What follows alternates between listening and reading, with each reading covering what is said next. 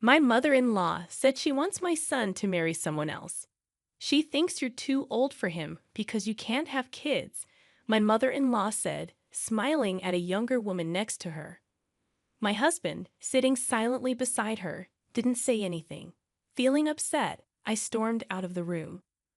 But soon after, I regretted it and wanted to make things right. I feel really bad about marrying into this family. My name's Olivia, and I'm 38 years old.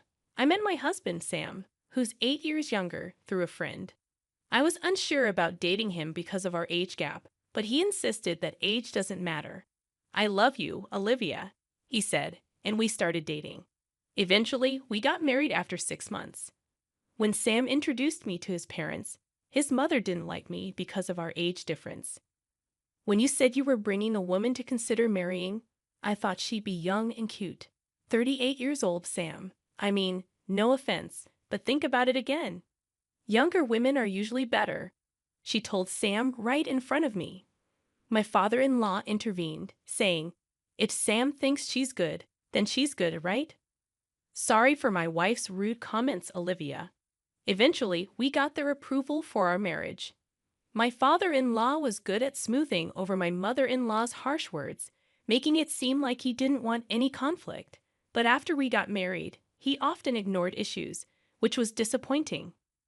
Sam's family was well known as landowners in our small town, and my mother-in-law loved to brag about it. Even though she wasn't technically related by blood, she married into the family, just like me. This family is very wealthy, and Sam, being the favorite, has a charming and dreamy aura. My previous partner was very careful with money, which was tough. So Sam's relaxed and generous attitude towards money is quite attractive to me. Even though my mother-in-law reluctantly accepted our marriage after my father-in-law scolded her, she doesn't seem happy about it. She keeps telling me how a good wife should act, which is frustrating. She's influential among the local women and takes pride in leading the women's association and being popular. She insisted I take time off during the week to meet the association members. She believes it's important to impress them. She introduced me proudly, but some of them hinted that she might not be as well liked as she thinks. Oh, and she also told me to get a medical checkup to see if I could have children. I was a bit put off that it was her, not Sam, who ordered it, but I was also curious to know if I could get pregnant, so I agreed. Gynecological exams aren't exactly a walk in the park. Despite being important for women's health, they're uncomfortable. Does anyone else find sitting in that examination chair waiting unbearable? Despite the discomfort, my bridal health check results were good. I felt relieved when the doctor said, "You're healthy." Sam seemed worried, but he looked relieved when I told him the news. I shared the results with my mother-in-law, hoping we could finally celebrate our marriage happily. But then she said, "Good that you've passed the first hurdle." The first hurdle? What does she mean by that? I thought she'd be happier. Was she secretly hoping for bad news? As I tried to figure out how to respond, my mother-in-law surprised me with a proposal. After you get married, let's build a duplex and live together. You'll split the down payment and mortgage. You work in administration, right? Your salary might not be high, but you should be able to handle it at your age. A duplex? Living together? Splitting the costs with me? I felt overwhelmed by this sudden flood of suggestions. I looked at my husband sitting beside me, hoping for some support, but he remained silent. "Could you please chime in?" I asked him. I haven't discussed anything about living together with Sam. And, well, before we talk about a duplex and living arrangements, I'd like to address the comment about my job, I said, feeling a bit hurt. You haven't discussed it. Oh, well, Sam probably thought it was understood. That's not good. We'd always planned that when Sam gets married, we'll all share a house and live together, my mother-in-law insisted. I felt a chill run down my spine. Always? Is she implying she drilled this idea into Sam's head by repeating it constantly? That's correct. That's what I had in mind. Wait, you didn't know about this? Why are you agreeing so easily? My mother-in-law questioned. I'm sorry, but I had no idea about this plan, and I can't make a decision without discussing it with Sam first. Can we please hold off on this for now? I said before leaving my in-laws' house. Later, when I talked to Sam, he admitted that after we got married, he intended to build a duplex on his parents' property and live with them. I was furious that Sam hadn't told me about his plans, but when he apologized and said he forgot, I couldn't stay mad. I thought I might not find someone as kind and handsome as Sam at my age, so I ignored the warning signs and went ahead with the marriage. Looking back, I realized I should have been more cautious. I ended up going along with my mother-in-law's wishes and helped pay for a duplex where we'd live with Sam's parents. 6 months into our marriage, I found out I was pregnant. I kept it a secret from my in-laws until I was sure everything was stable. When I finally told them, they were thrilled and started discussing baby names, assuming it would be a boy, although we didn't know the gender yet. Despite feeling pressure, it's nice to see them happy. I was advised to quit my job for safety reasons, but since I help with my family's business, I have some flexibility. I decided to keep working as long as it doesn't strain me too much.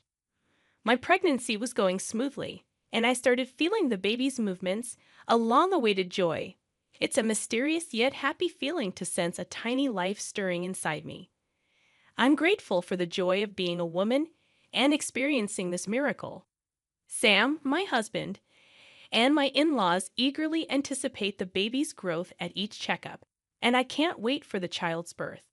I have a feeling that my relationship with my mother-in-law will improve once the baby arrives. One day, when everything seemed perfect, I noticed the baby's movements were weakening. I felt an indescribable anxiety and rushed to the hospital. The doctors gave me heartbreaking news. Something was wrong with the baby. Why?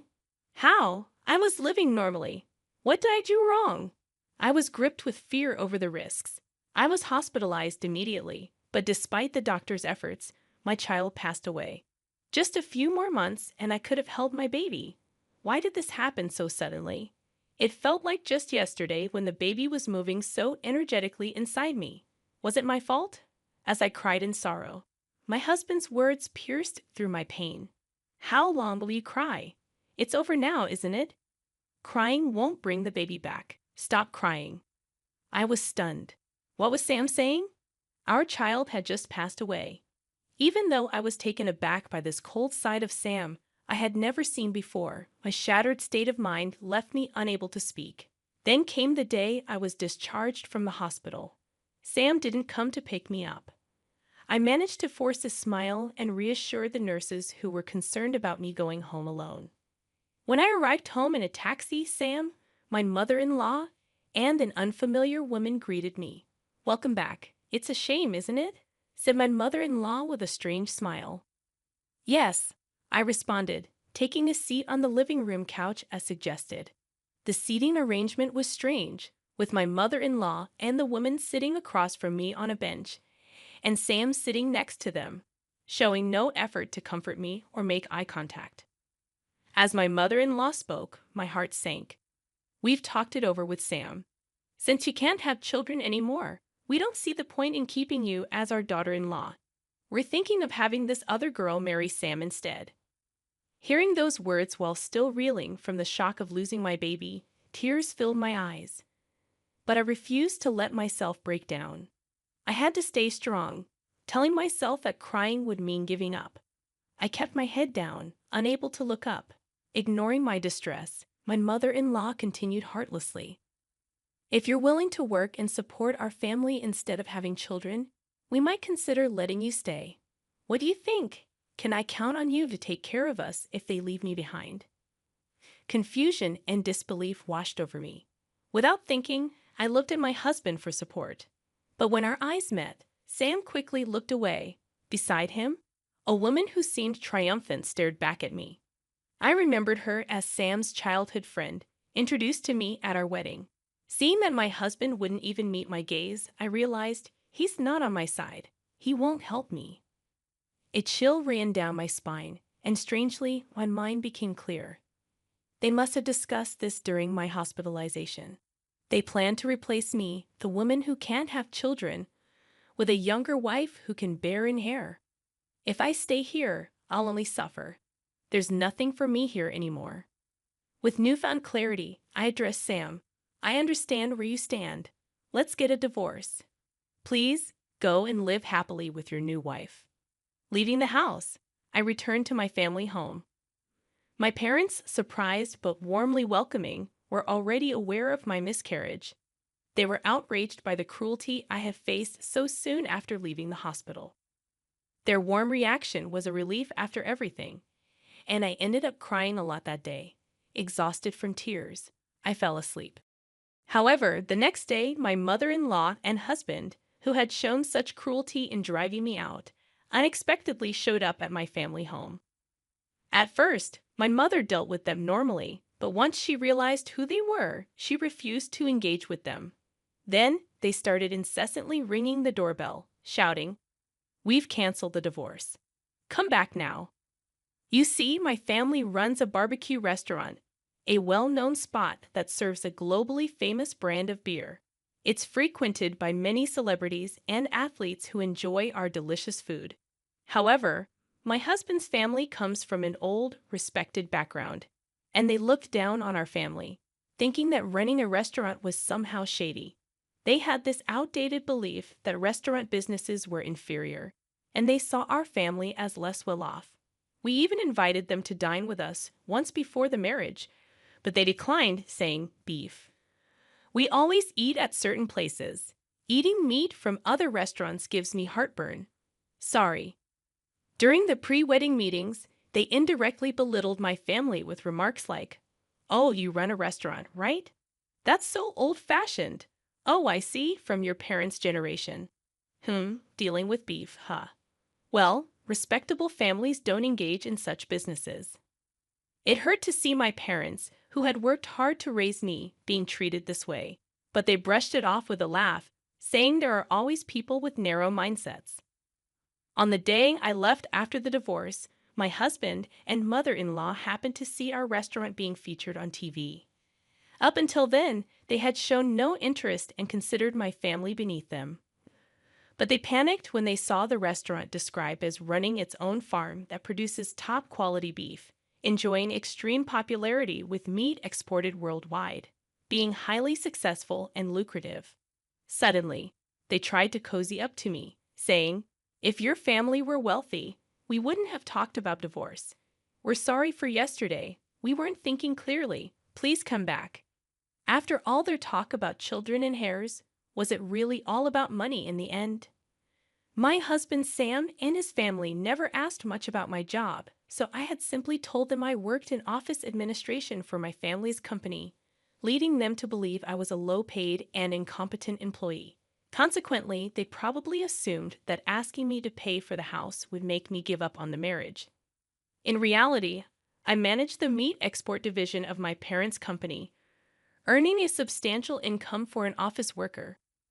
Fortunately, I had saved up a good amount due to getting married later in life, allowing me to provide the money they demanded. I am also a major shareholder in the company and aspire to eventually take over my father's position to further expand the business. Despite this, they had never shown any interest or asked me about my role until it was highlighted on TV, leading to an overnight change in their treatment of me. Despite incessantly talking about wanting children, it became apparent that money was their primary concern. Their shallowness appalled me. Finally, my father, who had been silently observing the situation, lost his temper and kicked Sam and his parents out. "Thank you, Dad. You saved me," I said. My father, still seething with anger, began drinking and cursing at them. He had me explain everything from before the marriage without holding back any details, believing I couldn't handle this alone. My father promptly contacted a lawyer he knew, leading to a demand for damages since I was unjustly evicted. We also asked for reimbursement for the housing funds I had provided during our cohabitation. The claim was acknowledged, and it was decided that I would receive a refund for the expenses I covered. However, Sam alone couldn't repay the loan I had taken out, so his family home had to be sold.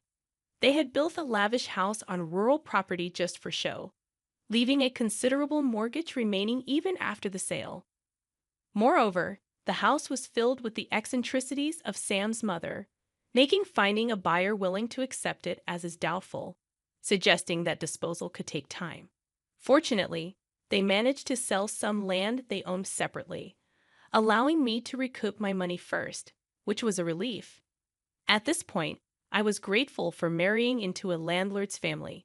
Sam and his parents were forced to leave their beloved two-family home and now seemed to be struggling in a rented apartment, facing difficulty repaying their loan. As for the woman who was planning to marry Sam, she was only interested because she thought she'd live in a big house and that his family was wealthy. But as soon as she found out they were going to lose the house and still be in debt, she disappeared.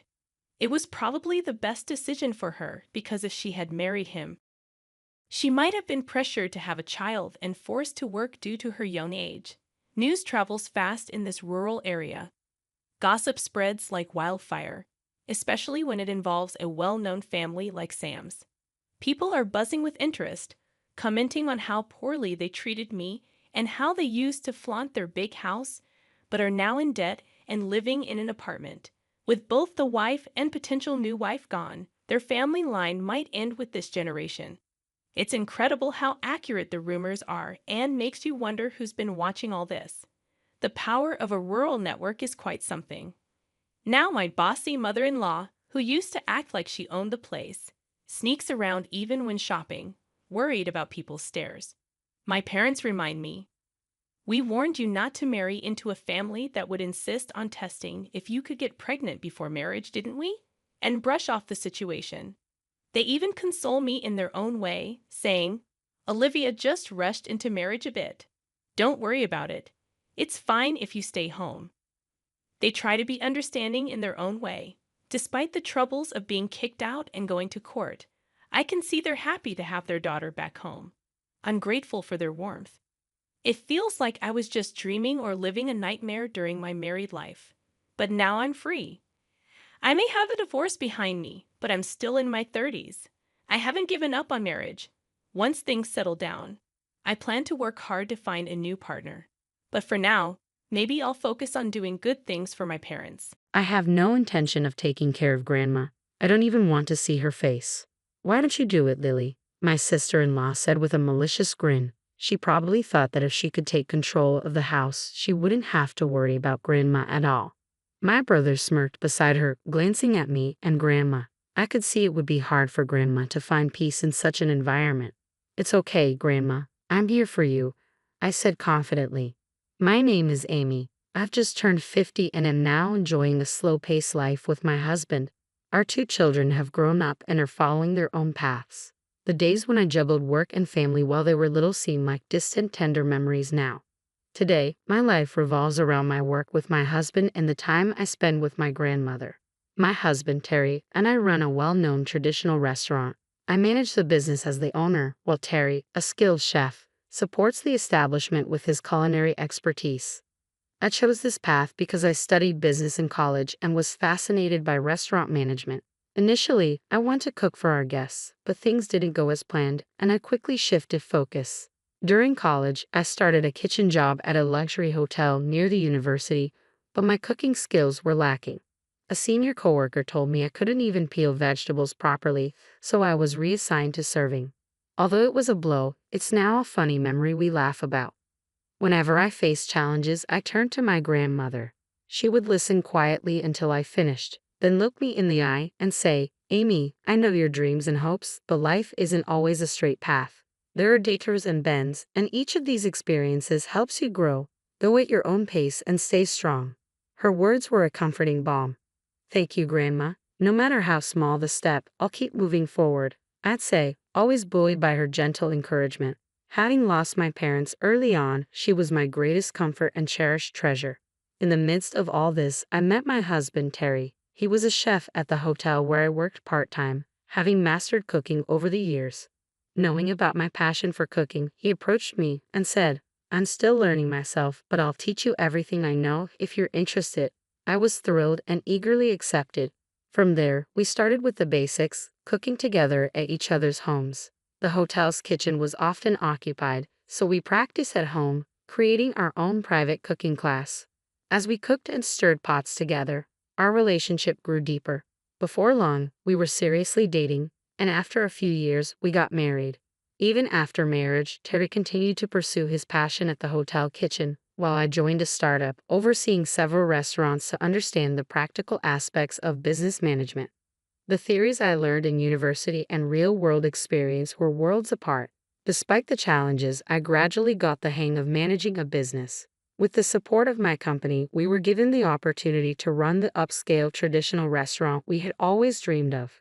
I took on the role of manager, setting up the restaurant and inviting Terry to lead the kitchen. After completing his training, he was eager for a new challenge and happily accepted. Together, we nurtured and grew our restaurant, but my deep involvement in work meant I regrettably spent less time with my dear grandmother. Now, Grandma lives with my brother Colin. He's a serious office worker with a somewhat troublesome personality. When I excitedly told him about my new role as manager through a company program, his reaction was unexpectedly cold. Wait, are you seriously taking such a risk? Wouldn't it be more secure to remain a regular employee? Besides, managers hired like that don't earn much, do they? He asked with a skeptical look.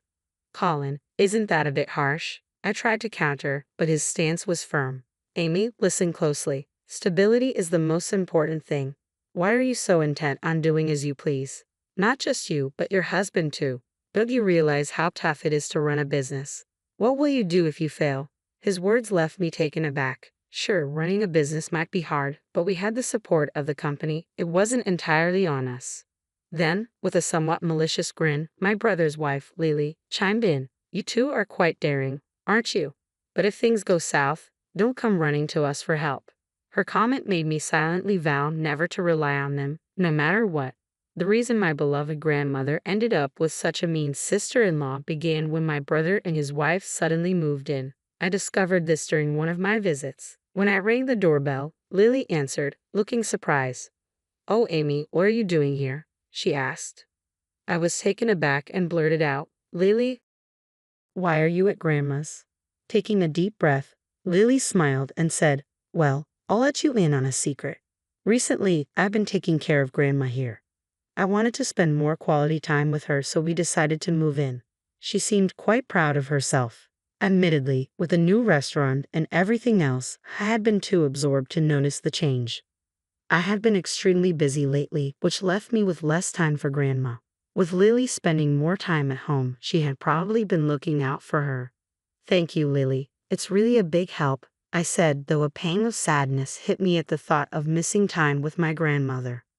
When I dropped by Grandma's house, Lily often greeted me with a hint of sarcasm. "Oh, Amy, you're here again.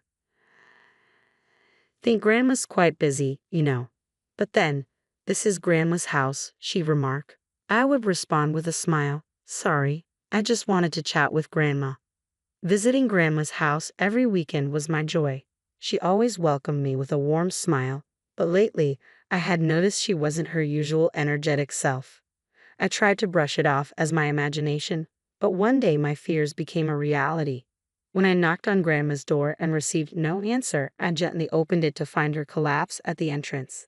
In shock, I rushed to her side, shouting, "Grandma, are you okay?" I immediately called an ambulance and she was taken to the hospital. I accompanied her, and before I knew it, night had fallen. After some time, a doctor called me in to discuss her condition. He began with the ominous words, "She doesn't have much time left." I was devastated and struggled to process the news, but I understood that Grandma was gravely ill. It turned out that this was her regular hospital, and the doctor explained that her condition was beyond surgical intervention. It was best for her to rest at home. While absorbing this news, I received word that Grandma had regained consciousness. I hurried to her room, where she greeted me with a weak smile. "Amy, I'm sorry for surprising you," she said, her voice faint but warm. Through my tears, I asked, "Why didn't you tell me earlier, Grandma?" She replied softly, "I didn't want to worry anyone." At that moment, I felt the profound depth of Grandma's strength and kindness.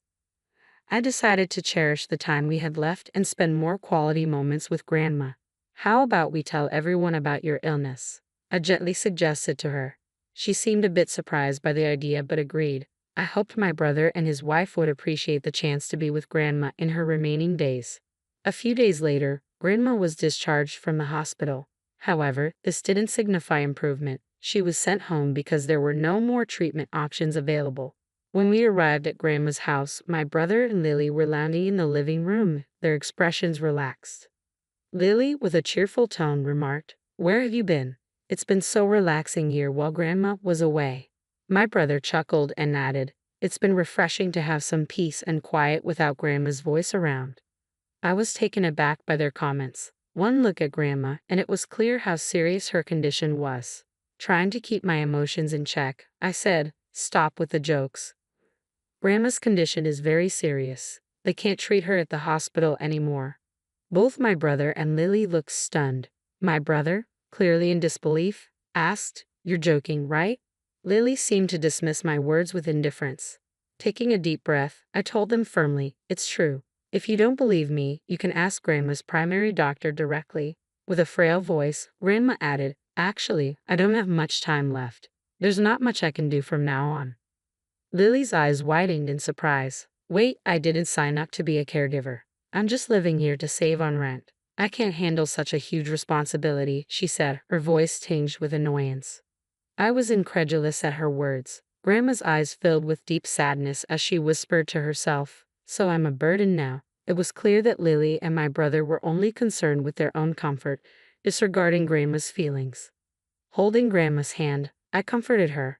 "It's okay, Grandma. I'm here for you. This is your house, and we should prioritize your well-being." I told Lily firmly, but she remained stubborn, showing no sign of changing her mind. "I'm sorry, Amy," Lily finally said, though it was clear she wasn't truly remorseful. I was taken aback by their attitudes. Grandma, wiping away her tears, apologized, and I felt a deep urge to protect her. Lily's gaze was filled with annoyance, as if dealing with us was a burden. "Can you just leave? Honestly, I get distracted with you guys around. Don't come asking for help later because I won't be inclined to assist," she said, her tone sharp. "Seriously, just thinking about Grandma gives me a headache." "Don't try to shift the responsibility onto us," my brother added, glancing at Grandma with evident irritation. It was clear that the inconvenience was on their side. Yet, as soon as they learned about Grandma's condition, their only thought was to get rid of her. Their attitude filled me with a heavy sadness. "We won't be speaking to Lily or you anymore. Our family relationship ends here. If anything happens later, don't rely on us," Grandma said, her voice trembling and her eyes misty. "I won't come to this house anymore. Goodbye." "Great, even if Amy gets into trouble somewhere, we won't be involved." My brother smirked. "If Amy is in trouble, it's none of our concern. Do your best with Grandma," Lily said with a dismissive wave. With that, Grandma and I left the house. I decided to take her to my place in a taxi and start a new chapter together. As the taxi door opened, Grandma's eyes widened in surprise. "Oh, what a magnificent house," she exclaimed, clearly impressed. Indeed, our home was larger and more glamorous than where Grandma had been living. "The company we work for is unique. In addition to our regular wages, we receive bonuses based on the restaurant's revenue. This generous system was designed to motivate employees, providing us with a stable and comfortable lifestyle." As I was lost in thought, the front door opened gently to reveal Terry with a warm smile. "Welcome back. I've been waiting," he greeted cheerfully. I had texted Terry about Grandma's arrival, and he had thoughtfully prepared tea for us. After such a long time, Grandma was delighted to see Terry again, her face lighting up with a warm smile. I led her into the living room and served her some of the comforting tea. As she sipped it, she looked visibly relieved and took a deep breath, saying, "This place feels like somewhere I can comfortably spend my remaining days. At the other house, I felt like I was just in the way." Her words carried a hint of sadness, and I could sense the coldness she had experienced from Lily and my brother. My shock grew when I learned that Lily had been taking Grandma's pension money without permission. Could Lily really do that? I muttered under my breath, and Terry, equally shocked, said, "I can't believe it. We can't let this go." I felt the same way. "We should give them a taste of their own medicine," Terry said passionately. I nodded in agreement. "Yes, let's take some action." A few days later, I received several calls from my brother. After waiting a while, I answered to find Lily's angry voice on the other end. "Hello? Why the constant calls?" I asked, feigning ignorance. "It's about Grandma's house. We've been asked to leave suddenly." "This is your doing, isn't it?" Lily shot back. Trying to hide my amusement, I replied, "I have no idea what you're talking about." Her distress was evident as she said, "Wait, why would she do that suddenly? Did you and Terry plan this?" "No, we didn't do anything," I said calmly. "Grandma decided to sell the house because it was in her name all along. We were surprised too, but she simply wanted to move on. The sale has already been finalized and there's a new owner. Staying there longer might cause issues." Lily's voice was filled with a mix of shock and confusion. "Do you think Grandma really understands what's going on? Did you guys offer her some sort of sweet deal?" "No, we didn't do anything of the sort," I assured her. "Grandma just wanted a fresh start. Terry spoke with the real estate agency right away, and Grandma agreed to the sale because she didn't want to deal with you and Colin anymore." As I spoke, I felt a sense of satisfaction. "Let's find a new path and build our lives separately," I added, ready to move forward and leave the past behind. I ignored Lily's frustration and tried to stay positive. "Where are we supposed to live now? Our previous flat is gone." Lily's voice quivered with anger. From what I gathered from Grandma, Lily had a penchant for shopping, always flaunting the latest designer bags and frequenting beauty spas and salons nearly every week. My brother's income, on the other hand, wasn't particularly high, and with their old debts, their financial situation must be quite strained. Despite their challenges, my brother seemed infatuated with Lily's beauty and probably indulged her every whim, which is why they had moved into Grandma's house to save on expenses. To be honest, I wasn't overly concerned about their situation, so I playfully suggested, "Why not try staying in a motel for a while?" "Oh, but it might be tough if you're short on money." Lily paused, then replied in surprise, "Why are you talking about our financial situation?" I didn't get any response from my brother at that moment. Later, Grandma took the phone and, smiling, said, "Actually, I told Amy everything. And by the way, Amy's house is really nice, spacious with the latest appliances and very comfortable. It's completely different from what you're used to." My brother seemed intrigued by Grandma's words. When he took the phone, he asked, "Why are you guys so rich? I thought you were struggling financially." "It might surprise you, but aside from our regular salaries, we also receive a substantial bonus. Roughly speaking, we probably earn about twice what you make in a month.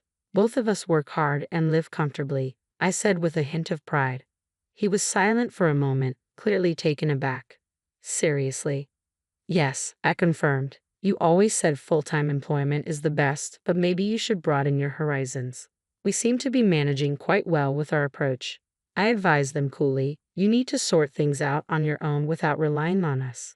Lily's sweet voice then surprised me with a request. "Hey Amy, could we visit your place, just your brother and me, even if it's just for a short while?" Taken aback by her proposal, I firmly replied, "No, I've already told you that we're done. Figure things out on your own." They tried calling me several times afterward, but I had nothing to discuss and chose not to answer. I decided they were no longer part of my life. Soon after, I received unexpected news. My brother and Lily had been arrested for shoplifting from a small store.